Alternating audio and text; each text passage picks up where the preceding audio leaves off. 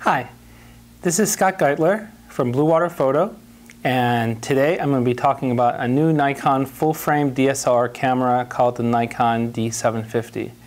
In fact, this is the fourth video in a series of 4 videos where we talk about 4 new cameras coming out in the fall of 2014, and we talk about whether these are significant advances for underwater photographers and videographers. Basically, are these cameras hot or not? So the last camera out of these 4 new cameras is the Nikon D750. It sits in between the Nikon D610 and the Nikon D810.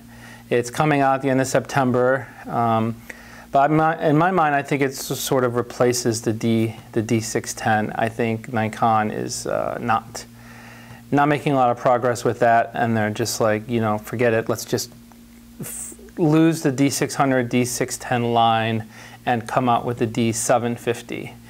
But it's still a 24 megapixel camera. There's not a lot of changes to the D610. Most of the improvements are with autofocus and better autofocus.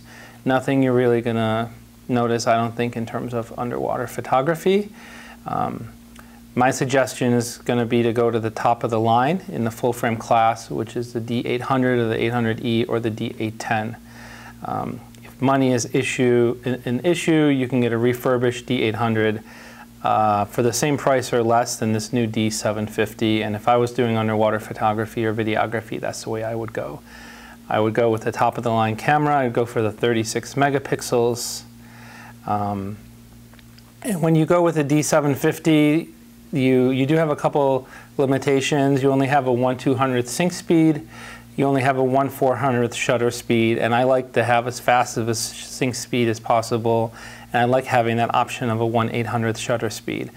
So again, I would spend a little extra money and go with the D800 or the D810 and be done with it. So I don't think this camera is going to be that popular for underwater photography or videography, but I'm sure we'll see some people getting it. But in terms of being a hot camera, I would probably say not. And that completes our discussions, our 4 videos on the 4 new cameras of the fall of 2014. If you have any questions about Nikon full-frame cameras or the Nikon D750, please don't hesitate to contact myself or my staff at bluewaterphotostore.com. Thanks.